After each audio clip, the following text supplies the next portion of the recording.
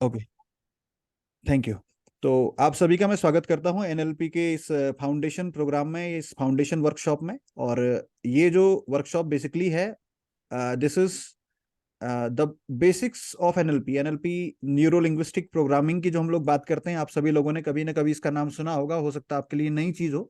तो ये क्या है और किस तरीके से इसका हमारे जीवन में यूजेस के बारे में आपको आज मैं बताने वाला हूं। माई सेल्फ हिमांशु थपलियाल, और ये 2 दिनों की वर्कशॉप है। और इस 2 दिनों की वर्कशॉप का एक समराइज्ड फॉर्म, एक संक्षेप में मैं आपको यहाँ पे देने वाला हूँ, सारी जानकारी देने वाला हूँ। और आगे आप लोग इंटरेस्टेड होंगे तो आगे दोबारा से इस वर्कशॉप को हम आगे कंडक्ट करेंगे। ओके, तो हम बढ़ते हैं आगे।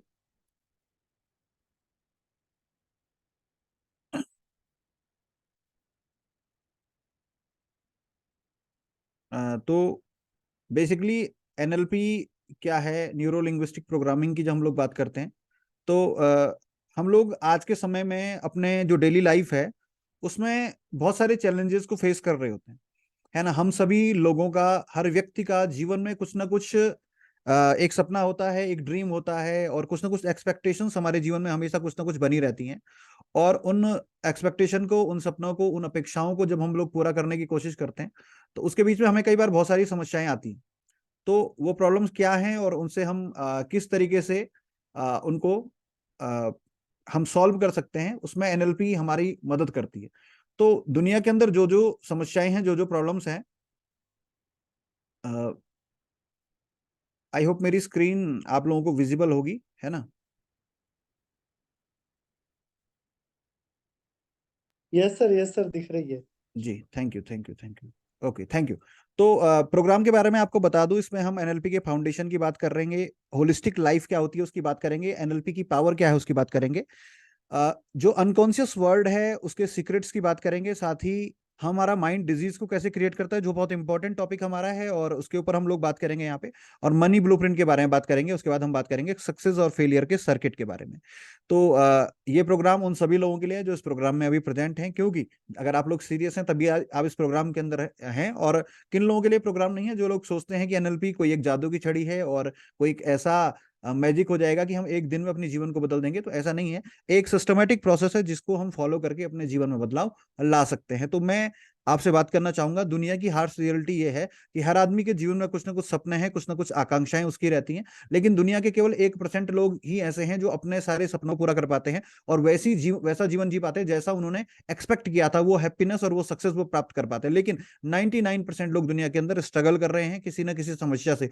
वो समस्या चाहे पैसे की हो, चाहे अपने किसी प्रोफेशन में फेलियर की हो, चाहे एंजाइटी की हो, एंगर की हो, फियर हो, प्रोकेस्टिनेशन हो, स्ट्रेस हो, फ्रस्ट्रेशन हो, डिप्रेशन हो, disease, over thinking, addiction, abuse, breakup, separation, divorce, obesity and diabetes. इस तरीके की न जाने कितनी बीमारियां, कितनी सारी समस्याएं लोगों के जीवन में हैं।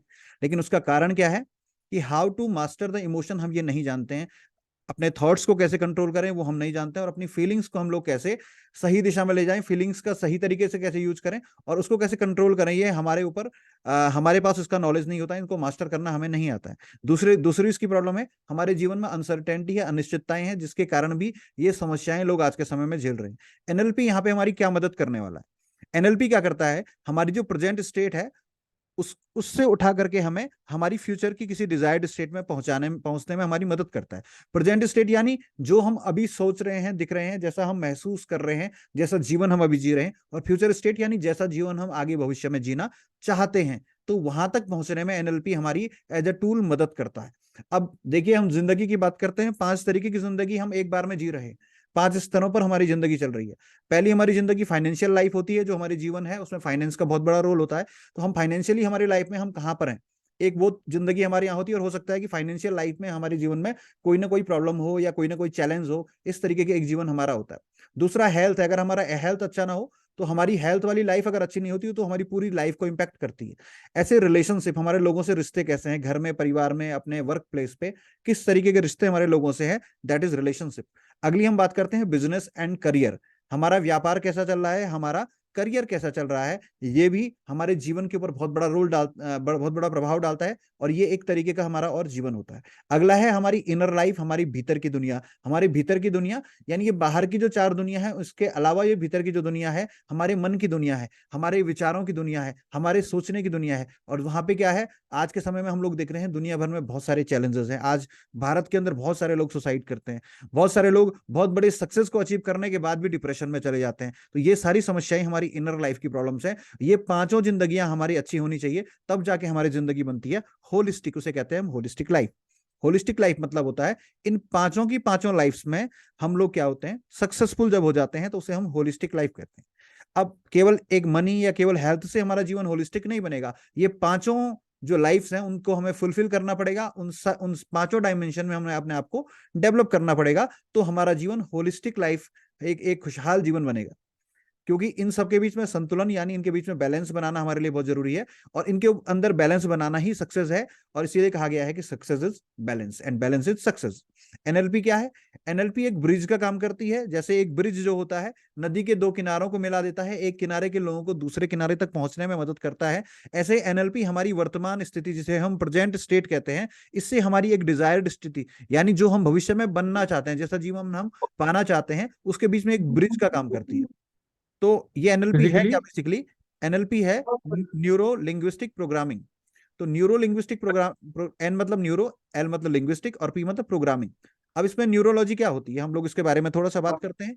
हमारा जो शरीर है, हमारी जो बॉडी है, दैट इज गर्म पानी की दैट इज पहली गल, कोसा पानी सवेरे उठ के, और वो ਜਿਹੜੀ बायोस्लिम मंगाई हुई है वो खा ला। 60 ਗੋਲੀਆਂ 1 ਮਹੀਨਾ ਖਾ, ਉਹ ਖਾ ਉਹਨੂੰ तो आई होप मेरी आवाज आप लोग सुन म्यूट पा कर रहे दीजिए होंगे। सर सबको, सो सबको म्यूट कर दीजिए। जी, तो आप मेरी आवाज को सुन पा रहे होंगे। देखिए, हमारी जो न्यूरोलॉजी है, इसमें ये न्यूरोलॉजी बनती है हमारी बॉडी के अंदर। जो 80 बिलियन न्यूरॉन्स होते हैं हमारे माइंड, हमारे ब्रेन में, और 60 ट्रिलियन सेल्स होते हैं हमारी बॉडी के अंदर। हमारी बॉडी में, हमारा जो ब्रेन है उसमें 80 बिलियन न्यूरॉन्स होते हैं, और शरीर में कुल मिलाकर के 60 ट्रिलियन सेल्स होते हैं। ये 80 बिलियन न्यूरॉन्स जो हैं वही 60 ट्रिलियन सेल्स को कंट्रोल करते हैं।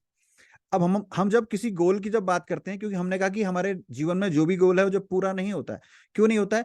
क्योंकि गोल को हम बनाते हैं न्यूरॉन्स के अंदर, और उसके ऊपर एक्शन लेते हैं हमारे सेल्स। लेकिन जब हम न्यूरॉन्स यानी अपने दिमाग के अंदर कोई गोल बनाते हैं, और वो जब हमारे बॉडी के सारे 60 ट्रिलियन सेल्स को एक कमांड नहीं दे पाता है, उनसे काम नहीं करवा पाता है, तो हमारा गोल अक्सर पूरा नहीं हो पाता है। तो इसके पीछे क्या कारण होता है? न्यूरॉन का रेजिस्टेंस। क्योंकि न्यूरॉन्स क्या होते हैं, एक बार में एक न्यूरॉन बहुत सारे न्यूरॉन से एक साथ कनेक्टेड हो जाता है, लेकिन उसको कनेक्ट होने के लिए उनके बीच का एक छोटा सा गैप फुलफिल करना होता है। उस गैप को फुलफिल करने का काम करते हैं हमारी बॉडी में फ्लो होने वाला हार्मोन, हमारी बॉडी में फ्लो होने वाले केमिकल्स। और वो केमिकल्स कैसे फ्लो होते हैं? वो हमारे कारण, जो हम अपने ब्रेन को जो भी प्रोग्रामिंग देते हैं, जो भी मैसेज देते हैं, जिस भी तरीके की फीलिंग हम, जिस भी तरीके का विचार, जो भी पॉजिटिव थॉट जो हमारे दिमाग के अंदर डालते हैं, तो उस तरीके का हार्मोन फ्लो होता है। नेगेटिव थॉट जब हम देते हैं तो नेगेटिव तरीके का हार्मोन फ्लो होता है। तो जब हम पॉजिटिव फ्लो देते हैं तो उसके कारण सारे न्यूरॉन कनेक्टेड हो जाते हैं, और हमारा गोल जो है हमारे सेल्स तक पहुंच जाता है, हमारी बॉडी उस पर एक्शन लेती है। लेकिन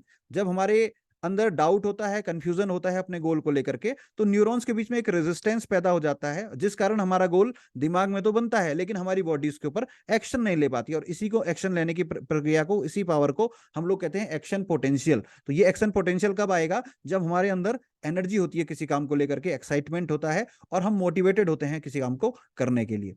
तो ये मैंने आपके पास बताया न्यूरोलॉजी। अब न्यूरोलॉजी के अलावा एक और चीज यहाँ पे आती है, दैट इज लिंग्विस्टिक। जो अगली जो चीज आती है दैट इज लिंग्विस्टिक। न्यूरोलॉजी में एक चीज और आ जाती है, हम लोग अक्सर ड्रीम बनाते हैं, लेकिन वो ड्रीम हम पूरे क्यों नहीं कर पाते हैं? क्योंकि हमारे तीन सब पर्सनैलिटी हमारे अंदर होती है।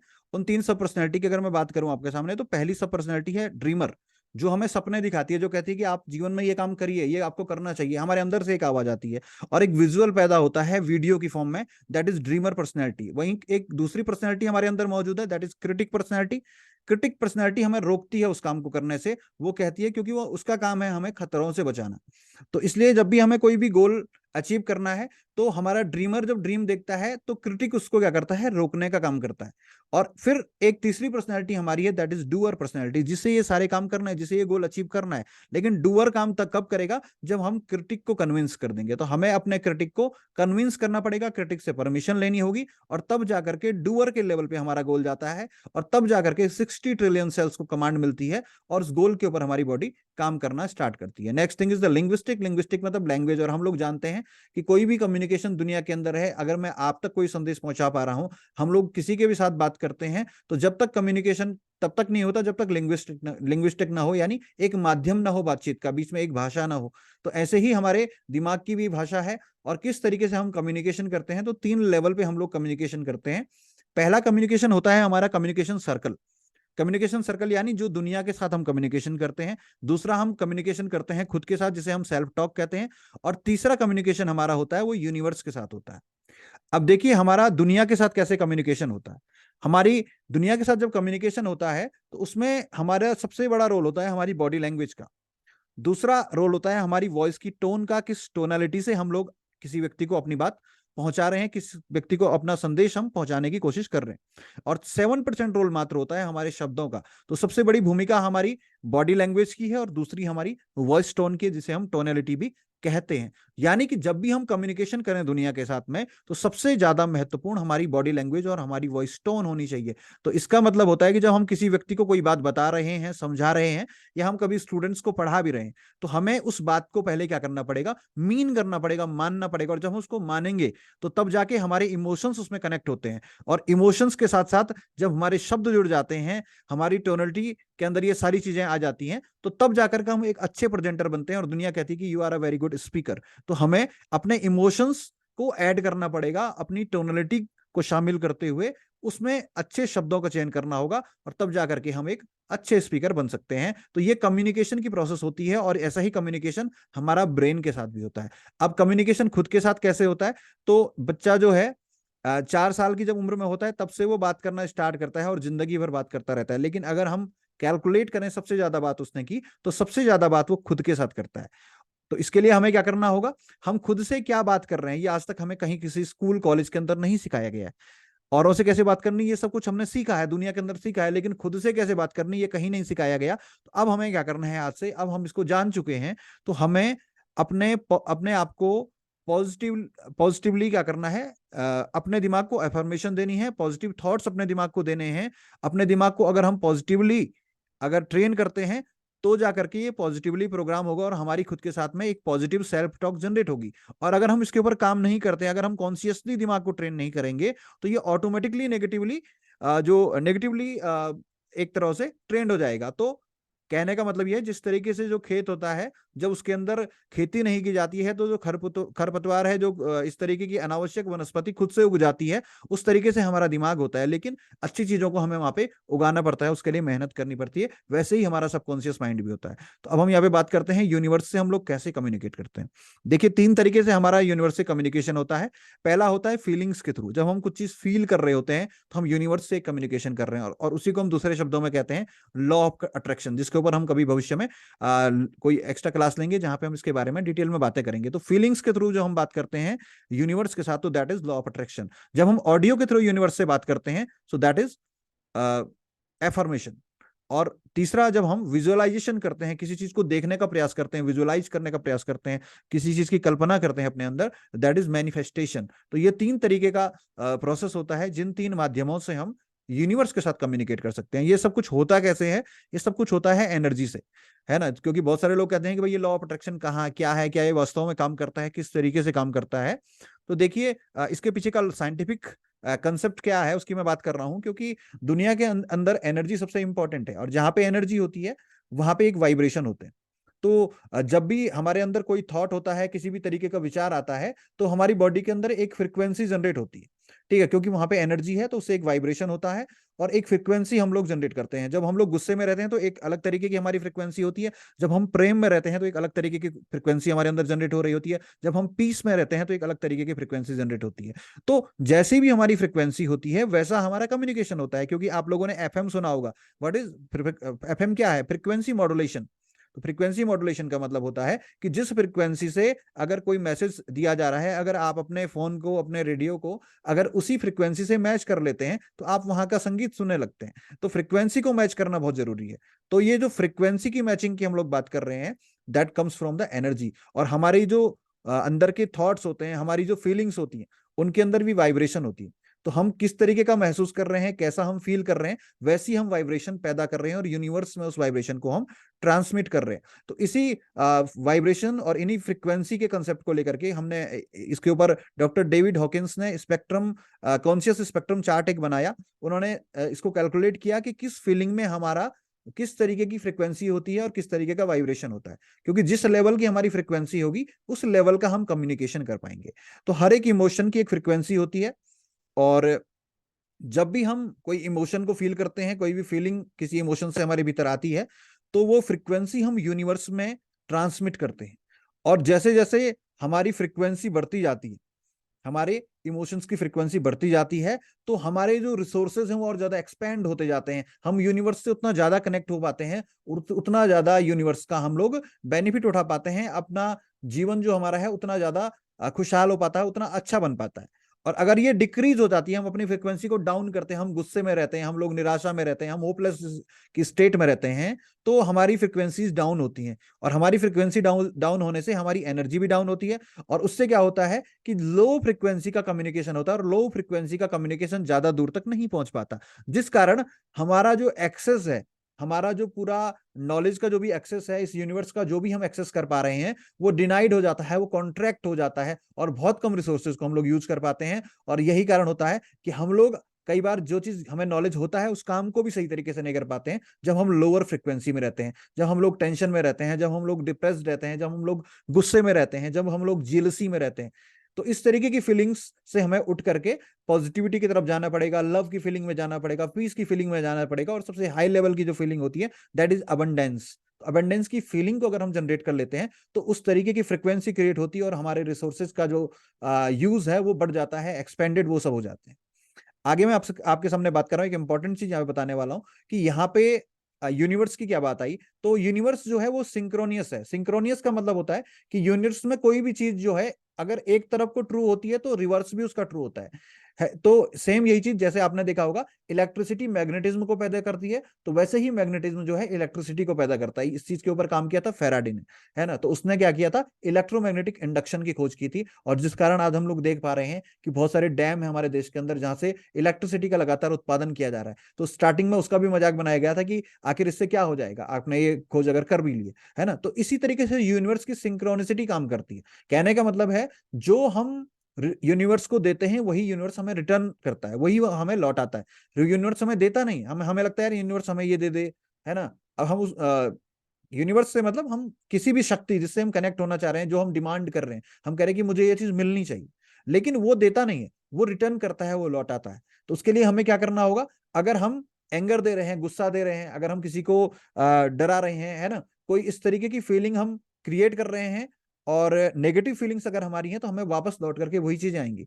अगर हम लोगों के साथ गुस्सा कर रहे हैं तो कहीं ना कहीं घूम फिर के गुस्सा हम तक आएगा, और अगर हम लोगों को प्रेम कर रहे हैं तो वो प्रेम भी घूम फिर करके हमारे पास आएगा। हाँ, एक जो हमारा जो कंसेप्ट है कि हमें ये लगता है कि हम जिस व्यक्ति को प्रेम कर रहे हैं वही व्यक्ति हमें प्रेम वापस लौटाए, तो ऐसा नहीं होता है, क्योंकि यूनिवर्स जो है फ्रीक्वेंसी के हिसाब से काम करता है। वो ये देखता है कि आप लव को ट्रांसमिट कर रहे हैं, आप अगर प्रेम को ट्रांसमिट कर रहे हैं, तो वो वापसी में बदले में आपको क्या देता है, प्रेम देता है। तो लव के बदले आपको लव मिलेगा, कहीं से भी मिलेगा। तो इसका क्या सॉल्यूशन है कि हमें लव मिले, या हमें हैप्पीनेस मिले, या हमें थैंकफुलनेस मिले, तो उसके लिए हमें क्या करना पड़ेगा, एक तरीका उसके लिए होता है ग्रेटिट्यूड। तो हम लोग अपने जीवन में ग्रेटिट्यूड को अगर अपनाते हैं, तो हम अपनी आदत बना देते हैं। तो हम प्रतिदिन अगर ग्रेटिट्यूड लिखते हैं तो क्या होता है, बदले में हम लोगों को धन्यवाद करते हैं, तो कहीं ना किसी माध्यम से ये प्रकृति लोगों से हमें धन्यवाद करवाती है और हमें प्रसन्न होने का अवसर देती है। तीन तरीके से यूनिवर्स हमसे कम्युनिकेट करता है, लोगों के माध्यम से, घटनाओं के माध्यम से, और परिणामों के माध्यम से। तो जो भी हम देते हैं इन तीनों माध्यमों से हमें लौट आता है। तो ये लॉ ऑफ अट्रैक्शन किस तरीके से काम करता है मैंने आपको अभी बताया। इसमें हम देखते हैं, अगर थॉट्स के हिसाब से देखें तो प्रतिदिन हमारे दिमाग में 60,000 से ज्यादा थॉट आते हैं, मोर देन 60,000। तो इतने थॉट्स हमारे दिमाग में प्रतिदिन आते हैं। उन थॉट्स में से हमारे जो लगभग 80% थॉट्स जो होते हैं वो क्या होते हैं, नेगेटिव होते हैं, 20% पॉजिटिव होते हैं।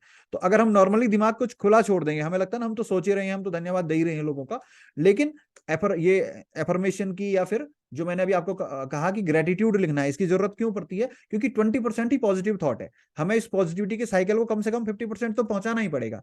तो उसके लिए हमें अपनी डेली लाइफ में किसका यूज करना है, हमें उसके लिए अपनी डेली लाइफ में यूज करना होगा ग्रेटिट्यूड का। और इस ग्रेटिट्यूड के अभ्यास को अगर हम बढ़ाएंगे तो निस्संदेह यूनिवर्स हमें वही चीज लौटाएगा जो हम उसको दे रहे हैं। तो फीलिंग्स जो होती हैं ये मैग्नेटिक नेचर की होती है। इसका रीजन क्या है, देखिए आप बहुत सारे लोग कहते हैं कि भाई आप जो सोचोगे आपको मिलेगा, लेकिन नहीं, ये चीज गलत है, ये चीज सही नहीं है। क्यों नहीं है, क्योंकि थॉट्स जो होते हैं वो इलेक्ट्रिकल नेचर के होते हैं। अगर थॉट्स की आप स्टडी करें तो आप देखेंगे कि थॉट्स जो होते हैं they are electrical in the nature. तो इलेक्ट्रिसिटी कहाँ फ्लो होती है, जहां तक सर्किट होता है, और उसका सर्किट कहाँ है, हमारी बॉडी के अंदर। तो थॉट केवल हमारे शरीर के अंदर घूम सकते हैं, किसी दूसरे को हम नहीं दे सकते अपना थॉट, केवल बिना कम्युनिकेशन के, है ना। तो हमारे अंदर जो थॉट पैदा हो रहे हैं उसकी एनर्जी केवल हमारे शरीर के अंदर ही घूम रही है। लेकिन फीलिंग्स की जब हम बात करते हैं तो फीलिंग्स मैग्नेटिक नेचर की होती है। तो ये क्या करती है, हमारी सराउंडिंग को प्रभावित करती है। हमारी फीलिंग से, हमारी फीलिंग हमारे चारों तरफ हमारे सराउंडिंग को प्रभावित करती है, और जब सराउंडिंग में कोई चीज जाती है तो वही यूनिवर्स तक पहुंचती है। इसलिए केवल किसी पॉजिटिविटी या किसी अच्छी चीज के बारे में केवल सोचना नहीं है, उसको फील भी करना है। यानी थॉट्स और फीलिंग जब हमारी मिक्स हो जाती है तो ये बनता है हमारी इलेक्ट्रोमैग्नेटिक सराउंडिंग, और तब जाकर के हमारा जो मैसेज है वो यूनिवर्स तक पहुंच जाता है।